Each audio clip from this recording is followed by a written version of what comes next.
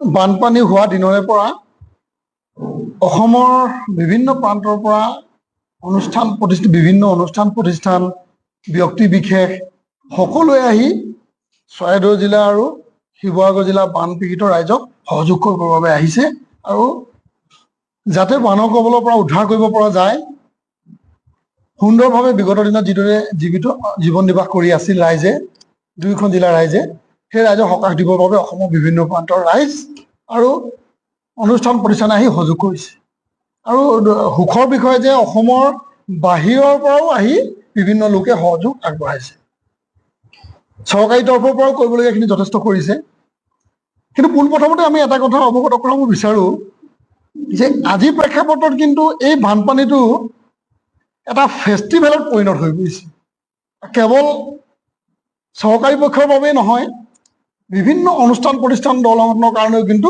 এই বানপানীটো এটা ফেষ্টিভেলত উৎসৱত পৰিণত হৈছে আৰু সকলোৱে উৎসৱ ৰূপে ইয়াক উদযাপন কৰাহে কিন্তু বিভিন্ন ক্ষেত্ৰত আমি একাংশ দল সংগঠনেই হওক বা একাংশ ৰাইজেই হওক বা একাংশ চৰকাৰী বিষয়ববীয়াই কিন্তু আমি দেখিবলৈ পাইছোঁ যে ফেষ্টিভেল ৰূপে ব্যৱহাৰ কৰিছে আৰু এই কথাখিনি আমি এইকাৰণে ক'ব বিচাৰিছোঁ প্ৰথম কথা চৰকাৰৰ ঘৰত ফেষ্টিভেল ৰূপে এইকাৰণে আমি ব্যৱহাৰ হৈছে বুলি বা ফেষ্টিভেল ৰূপে ব্যৱহাৰ তেখেতসকলে কৰিছে বুলি আমি ক'ব বিচাৰিছোঁ কাৰণ CM ৰিলিফ ফাণ্ডত কোটি কোটি টকা বিভিন্ন অনুষ্ঠান প্ৰতিষ্ঠানৰ তৰফৰ পৰা দিয়া হৈছে আৰু সেই অনুষ্ঠান প্ৰতিষ্ঠানৰ তৰফৰ পৰা দিয়া যিসকলে দিছে অনুষ্ঠান প্ৰতিষ্ঠানেই হওক বা সদাশয় ব্যক্তি দিছে তেখেতসকলেও কিন্তু এই বিষয়টো পোনপটীয়াকৈ চিন্তা চৰকাৰৰ প্ৰয়োজন আছিল যে মুখ্যমন্ত্ৰী ৰিলিফ ফাণ্ডত দিয়াতকৈ ৰাইজৰ কাৰণে কিন্তু একাংশ ব্যক্তিয়ে কৰিছে কিন্তু সেইসকল ব্যক্তিয়ে কিন্তু পোনপটীয়াকৈ ৰাইজৰ কাৰণে কিবা প্লেনিং কৰি কিন্তু কৰিব পাৰিলেহেঁতেন আৰু তেতিয়া ৰাইজে প্ৰকৃত উপকৃত হ'লহেঁতেন আৰু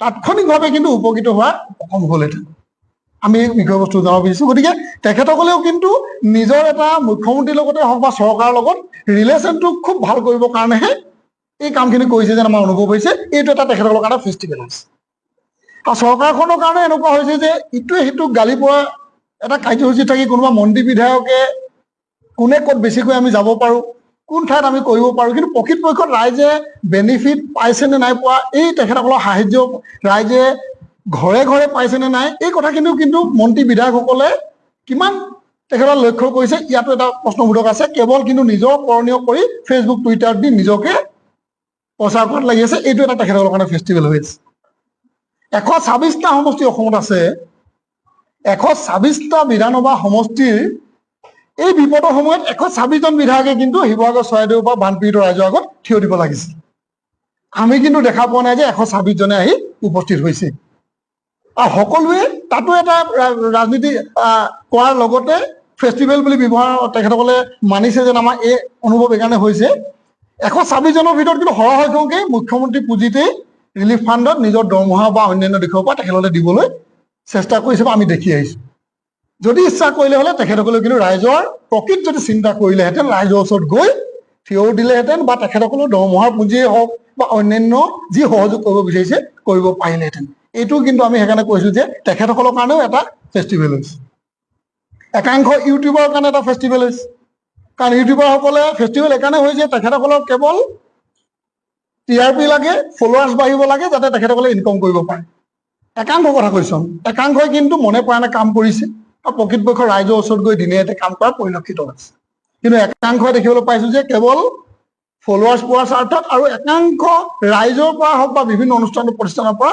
পোনপটীয়াকৈ তেখেতসকলে কিন্তু সাহায্য বিচাৰি ইউটিউবত প্ৰচাৰ কৰিছে যে বানপীড়িত ৰাইজৰ কাৰণে আমাক সহযোগ লাগে কোনোবাই অৰ্থনৈতিকভাৱে হওক বা কায়িক দিশত সহযোগ কৰিব লাগে কাইণ্ডছতে হওক বা সহযোগ কৰিব লাগে আৰু তেখেতসকলে সেই সহযোগখিনি পোৱাৰ পাছত কিমানজনে গৈ ৰাইজৰ মাজত আহৰণ কৰা বা যিখিনি গোটাইছে সেয়া অৰ্থনৈতিক দিশতে হওক বা বস্তুৰ ক্ষেত্ৰতে হওক যিমান গোটাইছে সেইখিনি তেখেতসকলে 100% ৰাইজৰ মাজত গৈ দিছে নাই তাৰো কিন্তু তেখেতসকলে প্ৰমাণ দিব পৰা নাই বা ৰাইজৰ মাজত কৰা আমি দেখা নাই কাৰণ আমি টাই হোম ছাত্ৰ সন্থাই আমি ক'বলৈ নাযাওঁ যে আমি 100% ৰাইজৰ মাজত গৈ সহযোগ কৰিব পাৰিছোঁ কিন্তু টাই হোম ছাত্ৰ সন্থাৰ কৰ্মকৰ্তাসকলে দিনে নিশাই আমি বানপীড়িত ৰাইজৰ আগত সহযোগ কৰিবৰ কাৰণে যত্ন কৰিছোঁ নিশা ৰাতি 2 বজালৈকে আমি নিজেই খোৱা বোৱা কেম্পতে হওক বা কোনোবা গাঁৱত খোৱা বোৱা কৰিব পৰা নাই বনাব পৰা নাই তাত আমি নিজে ৰান্ধি বাঢ়ি ৰাইজক খুৱাবৰ কাৰণে যত্ন কৰিছোঁ বিভিন্ন প্ৰান্তৰ ৰাইজৰ পৰা আমি সহযোগ নোলোৱাকৈ অপ্ৰিয় সত্য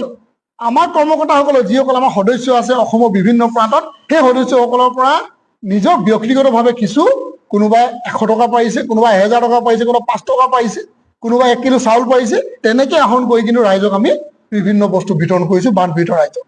গতিকে যিসকল অনুষ্ঠান প্ৰতিষ্ঠানেই হওক বা ৰাইজেই হওক বা দল সংগঠনে কিন্তু ৰাইজৰ পৰা আহৰণ কৰি বা তেখেতসকলে খুজি আনি বানপীড়িত ৰাইজক সহযোগ কৰিব বিচাৰিছে তাৰ কিন্তু প্ৰকৃত ব্যৱহাৰ হৈছে নাই তাৰ কিন্তু এটা উচিত তেখেতসকলে শ্বেতপত্ৰ প্ৰকাশ কৰাৰ প্ৰয়োজন আছে। আৰু এই ক্ষেত্ৰত সেই সমষ্টিটোত লাগি থকা বিধায়কসকলৰ কথাও কৈছোঁ আৰু ইতিমধ্যে আৰু এজনৰ কথাও আমি ক'বলৈ পাইছোঁ যে অখিল গগৈ ডাঙৰীয়াও ইতিমধ্যে আমি দেখিবলৈ পাইছোঁ তেখেতেও মুকলিভাৱে নিউজত কৈ আছে যে মোৰ ওচৰত পইচা শেষ হ'ল, এটকাও পুঁজি নাই, গতিকে মোক ৰাইজে সহযোগ কৰিব লাগে আৰু ৰাইজক বানপীড়িত ৰাইজক সহযোগ কৰিবৰ কাৰণে মোক যোনে যি পায় সহযোগ কৰক। আমি এইটোও তেখেতক ক'ব বিচাৰিছোঁ যে তেখেতে যিমানখিনি আহৰণ কৰিছে সেই আহৰণখিনি প্ৰকৃতপক্ষত খৰচ নাই কৰা বুলি আমি ক'বলৈ যোৱা নাই, কিন্তু কেনেদৰে ক'ত কৰিছে এইখিনি ৰাইজক জনাব লাগে। আৰু আমি তেখেতৰ প্ৰতিও এটা আহ্বান জনাব বিচাৰোঁ যে ৰাইজক আহ্বানটো মোক দিয়ক বুলি জনোৱাতকৈ যিসকলক দিবলৈ আহ্বান জনাইছে তেখেতে সেইসকল লোকক পোনপটীয়াকৈ ৰাইজক দিবৰ কাৰণে আহ্বান জনোৱাটো ভাল। কেৱল অখিল গগৈ ডাঙৰীয়া বুলি নহয়, অনুষ্ঠান প্ৰতিষ্ঠান আৰু যিসকল আছে সকলোকে আমি কওঁ যে ৰাইজৰ পৰা যদি বৰঙণি বিচাৰিছে বা সহযোগে বিচাৰিছে আমাক দিয়ক, আমি গৈ বিলাম। এইটো কৰাতকৈ বানপীড়িত ৰাইজক পোনপটীয়াকৈ আপোনালোকে বিলাওক, এখন এখন গাঁও এটা এটা চুবুৰী কেইজনমান ব্যক্তি বাছি লওক, আপোনালোকে বিলাওক বুলি কোৱাটো আজিৰ প্ৰেক্ষাপটত কিন্তু বেছি ফলাফল লাভ কৰিব পাৰিব, সুবিধা হ'ব বুলি আমি ভাবোঁ। সমান্তৰালভাৱে বন্ধু ষ্ট্ৰীম বুলি এটা ইউটিউবৰ আমি নাম ইতিমধ্যে পাইছোঁ আৰু বিভিন্ন প্ৰান্তত আলোচনা হৈ আছে। আমাৰ হাতত ডাটাও আছে, তথ্যও আছে যে তেখেতসকলেও কিন্তু বহুত আহৰণ কৰিছে, ৰাইজৰ পৰা লৈছে, ৰাইজৰ পৰা সহযোগ লৈ কিন্তু কিমান বিলাইছে এই ক্ষেত্ৰত কিন্তু তেখেতে প্ৰমাণ দিব পৰা নাই বা আমি দেখা নাই। ক'ৰ পৰা বস্তু কিনিছে, কেনেকৈ কিনিছে এইখিনিলৈকে আমাৰ ওচৰত তথ্য আছে। একাংশ অনুষ্ঠান প্ৰতিষ্ঠানৰ তথ্যও আমাৰ ওচৰত আছে যে তেখেতসকলে ৰাইজৰ পৰা লৈছে ঠিকেই, কিন্তু যদি লৈছে 100 তাত কিন্তু বিতৰণ হৈছে 40-50 টকা। বস্তু যদি ক'ৰবাত 1 কুইণ্টেল লৈছে তাত কিন্তু 50-60 কেজিহে বিতৰণ হৈছে। এইখিনি তথ্য আমাৰ ওচৰত আছে। গতিকে তেনেকুৱা যাতে এই প্ৰেক্ষাপটত নকৰে, প্ৰকৃত পক্ষত সহযোগ কৰিবৰ কাৰণে সকলোৱে আহিবলৈ আমি আহ্বান জনাইছোঁ। আৰু সকলোৱে সমিল মিলেৰে যদি আমি প্ৰকৃত পক্ষত মানৱ সেৱা আৰু বানপীড়িত ৰাইজক সেৱা কৰা যদি মনোবৃত্তি আমি যদি ৰাখোঁ তেন্তে কিন্তু ৰাইজ উপকৃত হ'ব, অন্যথা কিন্তু এই ৰাইজ উপকৃত হ'ব বুলি আমি নাভাবোঁ। এতিয়া আহোঁ চৰকাৰী পক্ষৰ বিষয়বস্তুলৈ। বানপানী হোৱাৰ সময়ত চৰকাৰৰ কেন্দ্ৰীয় চৰকাৰৰ যিটো সহযোগিতা হ'ব লাগিছে সেই সহযোগিতাটো আমি দেখা নাই।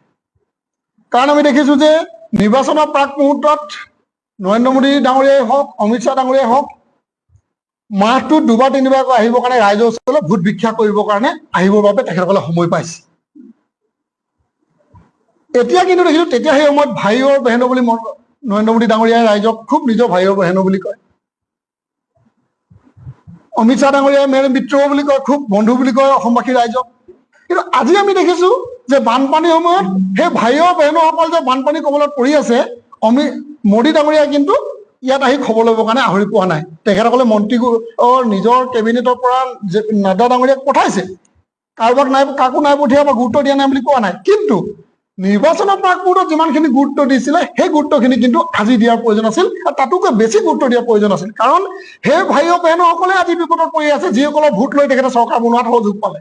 গতিকে আজি সেই ভাই অ' বেহেনোসকলৰ ক্ষেত্ৰত কিন্তু তেখেতে নিজে আহি আমি আহ্বান জনাওঁ, অমিত শ্বাহ ডাঙৰীয়াকে আহ্বান জনাওঁ, আমি যে মিত্ৰ বুলি কৈ থাকে, আপোনাৰ বন্ধু বুলি কয়, সেই বন্ধুসকলেই কিন্তু আজি বানপানীৰ কবলত পৰি অসুবিধাত পৰি আছে। গতিকে আপোনালোকে দুয়োজনে নিজে ইয়াত আহি লৈ, যিহেতু আপোনালোকে অসমত যেতিয়া আহে বানপানী সমস্যাবিলাক কিদৰে সমাধান কৰিব পৰা যায় ডাঙৰ ডাঙৰ কথা কয়। কোনোবাই কয় ডাঙৰ পুখুৰী খন্দাই দিলে হৈ যাব, কোনোবাই কয় বাহিৰতো বানপানী হয়, সাধাৰণ কথা এইটো সমস্যা সমাধান কৰিব পৰা যাব, এনেদৰে মন্তব্যবিলাক ইয়াত আহিলৈ কৰে। গতিকে এতিয়া আমি আহ্বান জনাওঁ যে আপোনালোকে ইয়াত আহি শিৱসাগৰ চৰাইদেউত থিয় হৈ ৰাইজৰ মাজৰ পৰা আপোনালোকে স্পেচিয়েল পেকেজ, বিশেষ পুঁজি যিটো অনিষ্ট হৈছে শিৱসাগৰ চৰাইদেউৰ কাৰণে, সেই শিৱসাগৰ চৰাইদেউ একেবাৰে পূৰ্বৰ যিটো অৱস্থা আছিলে সেই অৱস্থালৈ ঘূৰাই দিবৰ বাবে যিমানখিনি তেখেতসকলৰ ভেৰিফিকেশ্যন আৰু ৰাইজৰ দাবীৰ মতে যিমানখিনি পুঁজি প্ৰয়োজন হ'ব সিমান পুঁজি তেখেতসকলে ইয়াত আহিলৈ ৰাইজৰ মাজত থিয় হৈ ঘোষণা কৰিবৰ কাৰণে আমি আহ্বান জনাইছোঁ। আৰু মুখ্যমন্ত্ৰী মহোদয়ক আমি এটাই কথাই কওঁ যে আপুনি ৰাইজৰ কাৰণে কৰিছে, বানপীড়িত ৰাইজৰ কাৰণে কৰি আছে, আমি দেখিছো, খুব ভাল কথা। কিন্তু আপোনাৰো দায়িত্ব আছে, কাৰণ আপুনি কেন্দ্ৰীয় চৰকাৰৰ মুধা খুটা ব্যক্তি কেইজনক আপুনি ইয়ালৈ অনাৰ ব্যৱস্থা কৰি ৰাইজৰ মাজত থিয় কৰিব নোৱাৰাটো কিন্তু আপোনাৰ কাৰণে দুৰ্বলতা। কিন্তু নিৰ্বাচনৰ আগত আপুনি মাতি আনিছিলে নে তেখেতসকলে নিজে আহিছিলে, ৰাইজৰ মাজত কিন্তু এই কথাবিলাক চিন্তা চৰ্চা কৰিছে। কাৰণ সেই সময়ত ভাবি আছিলে যে সকলোৱে জানে যে মুখ্যমন্ত্ৰী ডাঙৰীয়াই নিজেই তেখেতসকলক মাতি আনিছে যাতে চৰকাৰখন ইয়াত গঠন কৰিব পৰা যায়। নৰেন্দ্ৰ মোদী ডাঙৰীয়াই হওক, অমিত শ্বাহ ডাঙৰীয়াই হওক, বা বিভিন্ন প্ৰান্ত নীতিন নবীন সকলোকে প্ৰতিজন বাঘা নেতাক অসমলৈ নিমন্ত্ৰণ কৰি আনি ইয়াত প্ৰচাৰ চলাই নিৰ্বাচনৰ জয়যুক্ত হ'বলৈ সক্ষম হ'ল। এতিয়া কিন্তু আপুনি সেই দুইজন ব্যক্তিৰ এজনকো আনিব পৰা নাই, এইটো আপোনাৰ দুৰ্বলতা।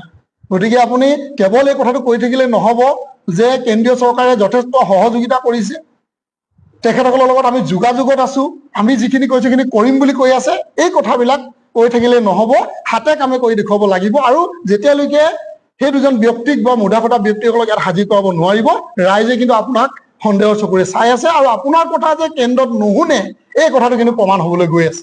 গতিকে এতিয়াও বানপানীৰ সমস্যা শেষ হোৱা নাই, ৰাইজ এতিয়াও যথেষ্ট কষ্টত আছে, সকলোৱে সহযোগ কৰিছে যদিও কষ্টত আছে, কিন্তু এতিয়াও সেই কষ্টসমূহ দূৰ কৰিবৰ কাৰণে সম্পূৰ্ণৰূপে বানপানী সমস্যাটো সমাধান কৰিবৰ বাবে আপুনি কেন্দ্ৰীয় চৰকাৰৰ পৰা মুধা ফটা ব্যক্তিসকলক ইয়ালৈ আনি ৰাইজৰ মাজত পুঁজি ঘোষণা কৰাৰ ব্যৱস্থা কৰক।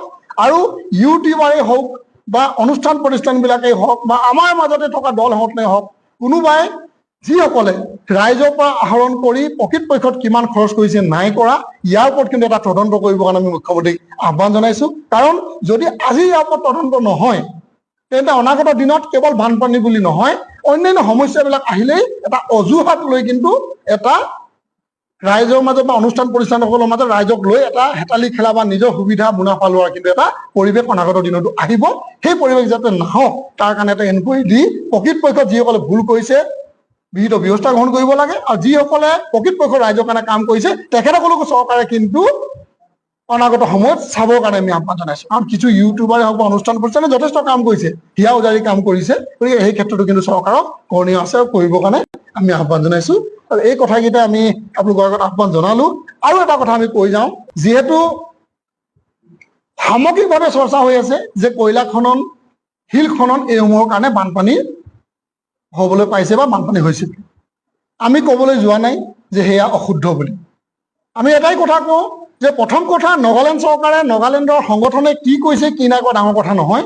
নাগালেণ্ড চৰকাৰে তাৎক্ষণিকভাৱে তেখেতসকলৰ গাফিলতি আছে নে নাই, নাগালেণ্ডত কয়লা খনন কৰাৰ কাৰণে হৈছে নে নাই, কৰাৰ কাৰণে বানপানী হৈছে নে নাই, উৎসটো হয় নে নহয়, এই কথাখিনিৰ ওপৰত নাগালেণ্ড চৰকাৰে নিজে এটা তদন্ত কৰি 7 দিনৰ ভিতৰত এটা ৰিপৰ্ট দিবৰ কাৰণে আমি আহ্বান জনাইছো। সেইটো এটা আমাৰ দাবী, আমি আহ্বান জনাইছো। আৰু মুখ্যমন্ত্ৰীক আমি আহ্বান জনাইছো, এয়া নাগালেণ্ডৰ বিষয়, নাগালেণ্ড চৰকাৰে কৰিব।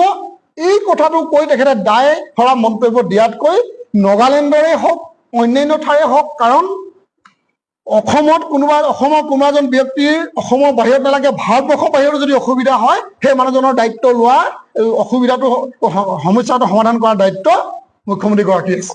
গতিকে অসমত বানপানী হৈছে, নাগালেণ্ডৰ পৰা হওক য'ৰ পৰাই নহওক কিয়, তেখেতে ইয়াৰ ওপৰত ষ্ট্ৰিক্ট হৈ নাগালেণ্ড চৰকাৰৰ লগত কথা পাতি তদন্ত কৰে, কেন্দ্ৰীয় চৰকাৰৰ লগত কথা পাতি কৰে, আমি ক'বলৈ নাযাওঁ, কিন্তু তদন্ত হ'ব লাগিব, উৎসটো উলিয়াব লাগিব।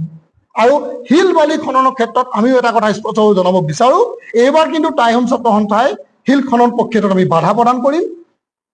নাজিৰাতেই হওক, বিহুবোৰতে হওক, চন্তকতে য'তেই নহওক কিয়, এই শিল খনন প্ৰক্ৰিয়াটোত কিন্তু টাইহোম ছাত্ৰতে আমি বাধা দিম। আৰু নাজিৰাবাসী ৰাইজক আৰু শিৱসাগৰ চৰাইদেউবাসী ৰাইজক আমি আহ্বান জনাইছো, এই শিল খনন প্ৰক্ৰিয়াটো দল সংগঠনে আন্দোলন কৰি বন্ধ কৰাতকৈ আপোনালোকে স্বতঃস্ফূৰ্তভাৱে ওলাই আহি এই বিষয়বস্তুটোত মাত মাতক আৰু ইয়াক বন্ধ কৰাৰ কাৰণে হাত উজান দিবৰ বাবে আমি আহ্বান জনাইছো। আৰু সন্মানীয় এই কয়লাৰ বিষয়বস্তুৰ ওপৰত, কয়লাৰ পৰা বানপানী হৈছে বুলি দিনে ৰাতিয়ে কৈ থকা যিসকল ৰাজনৈতিক ব্যক্তি আছে বা অৰাজনৈতিক ব্যক্তি আছে, তেখেতসকলৰ বিষয়বস্তুত আমি টাইহোম ছাত্ৰ সন্থাই এটা স্থিতি স্পষ্ট কৰিব বিচাৰো। যদি কয়লাৰ পৰা খননৰ কাৰণে বানপানী হৈছে, শিল খননৰ কাৰণে যদি কুঁৱৰীৰ কাৰণে যদি বানপানী হৈছে, তদন্তত ওলাব। কিন্তু আমি কওঁ, এই দুটা কাৰণ যিসকল লোকে আজি কিন্তু চিঞৰি আছে, সেইসকলক আজি সুশান্ত বৰগোহাঁই ডাঙৰীয়াৰ নাম লোৱা হৈছে, ময়ূৰ বৰগোহাঁই ডাঙৰীয়া কোৱা হৈছে, অসমৰ ৰাজনীতিবিদ কেইবাজনো তাত জড়িত হৈ আছে বুলি কোৱা হৈছে। তদন্তত ওলাই পৰিব। তেখেতসকল যদি দোষী হয় তেখেতসকলৰ ওপৰতো বিহিত ব্যৱস্থা গ্ৰহণ কৰিব লাগিব।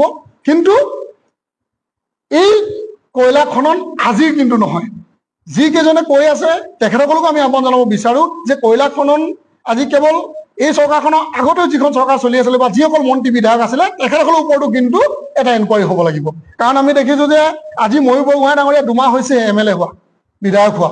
গতিকে যদি তেখেতে জড়িত আছিলে তেখেতৰ ওপৰতো এটা এনকুৱাৰী হ'ব লাগিব, তেখেতৰ ওপৰত বিহিত ব্যৱস্থা গ্ৰহণ কৰা হ'ব লাগিব।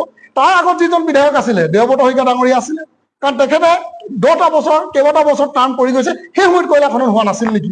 সেই সময়ত শিল খনন কৰা হোৱা নাছিল নেকি? গতিকে তাতো তদন্ত হ'ব লাগিব। কাৰণ উৎসবিলাক এতিয়া নহয় তেতিয়াৰ পৰা হৈছে আৰু আৰম্ভণি বহুত আগৰ পৰা হৈ আছে। গতিকে প্ৰতিজন ব্যক্তিৰ ওপৰত তদন্ত হ'ব লাগিব। অখিল গগৈ ডাঙৰীয়াই কৈ আছে যে শিল খনন কয়লা খননৰ ওপৰত তেখেতে জাঙুৰ খাই উঠি তেখেতে মাত মাতি আহিছে। খুব ভাল কথা, আমি আদৰণি জনাইছো। তেখেতৰ দাবীবিলাকৰ ওপৰতো মুখ্যমন্ত্ৰীয়ে গুৰুত্ব দিয়ক।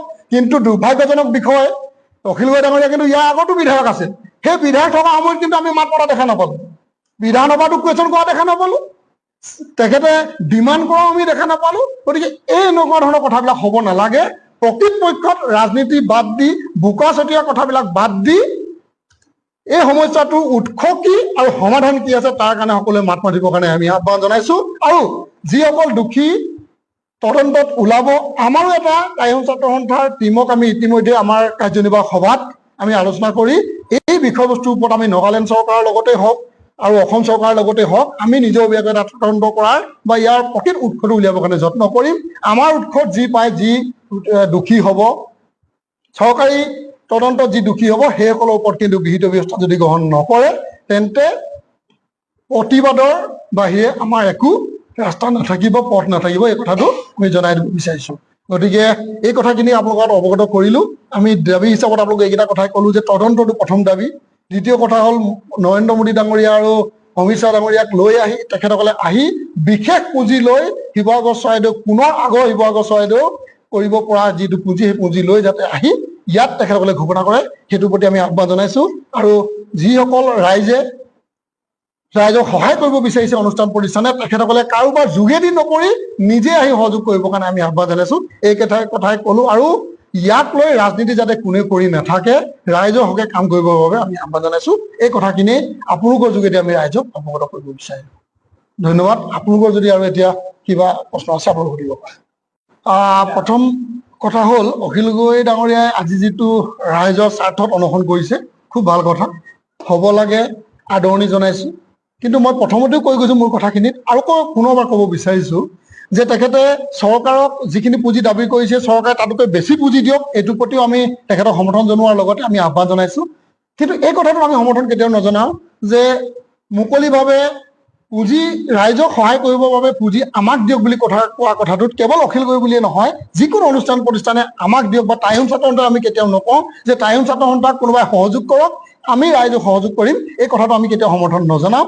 আমি আহ্বান জনাইছো যে ৰাইজে স্বতঃস্ফূৰ্তভাৱে সহযোগ কৰক। কোনোবাই যদি 1 লাখ দিব বিচাৰিছে, কোনোবাই 1 কোটিও দিব বিচাৰিছে, সেয়া ব্যাগুম ব্যৱসায়ী প্ৰতিষ্ঠানসকলকো আমি কৈ গৈছো যে তেখেতসকলে ৰাজনীতি নকৰি কোনোবাই 5 কোটি দিছে, 1 কোটি দিছে, ৰাইজৰ মাজলৈ গৈ কোনোবাই যদি 1 লাখ দিব বিচাৰিছে 1 লাখৰ কাৰণে এটা চুবুৰী বাছি লওক, 1 লাখ টকাই মই কি কৰিম, তেখেতে পোনপটীয়াকৈ কৰক। কোনোবাই 1 কোটি দিব বিচাৰিছে এখন গাঁও বাছি লওক, তাত দিয়ক। আমি কৈছো কাৰো যোগেদি দিয়াৰ কোনো প্ৰয়োজন নাই, সহযোগ আমাৰ সকলোৱে থাকিব। কাৰণ কোঅৰ্ডিনেট কৰিবৰ কাৰণে শিৱসাগৰ দল সংগঠন লাগিব, ৰাইজ লাগিব, যোগাযোগ কৰক। কিন্তু পোনপটীয়াভাৱে তেখেতসকলৰ একাউণ্টত বা সেই দল সংগঠন বা সেই বিধায়কজনক দিয়াতকৈ নিজৰভাগে দিবলৈ আমি আহ্বান জনাইছো। আৰু মাননীয় বিধায়ক ময়ূৰ বৰগোহাঁই ডাঙৰীয়াই যিটো কথা কৈছে যে মই যদি মুখ খুলিবলৈ হয় বহু জেললৈ যাব, আমি তেখেতক টাইম ছাত্ৰ সন্থাৰ প্ৰাক্তন কৰ্মী হিচাপেই হওক বা বৰ্তমানৰ বিধায়ক হিচাপেই হওক বা চৰকাৰৰ এজন তেখেতে মুদাখুটা ব্যক্তি হিচাপে আমিও আহ্বান জনাইছো, আপুনি মুখখন খুলি দিয়ক। কাৰণ যিকেইজন ব্যক্তিৰ বাবে মহাপ্ৰলয় সৃষ্টি হৈছে, যিকেইজন ব্যক্তিয়ে এনেকুৱা ধৰণৰ এটা ঘটনাৰ লগত জড়িত হৈ আছে বুলি তেখেতে জানে নে তেখেতে ওচৰত তথ্য আছে আমি গম নাপাওঁ তেখেতে কিহৰ ভিত্তিত কৈছে। কিন্তু এই মুখখন খুলি দিয়াটো আমি কামনা কৰো। নামসমূহ পোনপটীয়াভাৱে তেখেতে ক'ব লাগে যাতে চৰকাৰে, তেখেতৰ সকলোৰে চৰকাৰ চলি আছে, চৰকাৰে যাতে বিহিত ব্যৱস্থা গ্ৰহণ কৰিব পাৰে। আমিও সামাজিক সংগঠন হিচাপে সেই কাল্পিতসকলক যাতে আমি ৰাইজৰ মাজত চিনাকি কৰাই বিহিত ব্যৱস্থা গ্ৰহণ কৰিবৰ কাৰণে আমি